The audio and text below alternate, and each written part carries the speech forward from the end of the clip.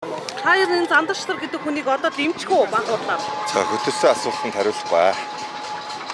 Түрээ ажил одоошроо дагаа асуудал харагдаад байна. Тэгэхээр энэ дээр та ямар байр суурьтай байгаа вэ?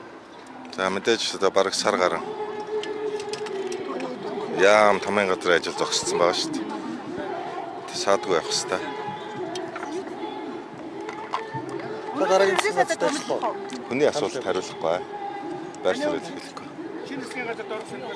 Би сая хэлчихлээ шүү дээ. Тэ. За баярлаа. Газар байх хэрэгтэй гэж бодож байна. Хамтрахгүй байх. Үндсэн хуулийнхаа хүрээнд л ажиллах хэрэгтэй. Үндсэн хуулийнхаа хүрээнд. Үндсэн хуульд бол бүх иргэн байгууллагын үйл ажиллагаа бүрнээ нийцсэн байвал зохино гэж үндсэн хууль дуусдаг байхгүй юу? Тэгэхээр энэ бүх байгууллага дотор хувь хүн ч орно, улс төрч ч орно, нам ч орно, төрч орно. Үний асуулт яг үгтэй багуудтай та байр суурь Орлог дарагтай болох асуудал таны байр суурь юм уу? Тэр дараагийн ерөнхий сайдаас асуух асуулт байна.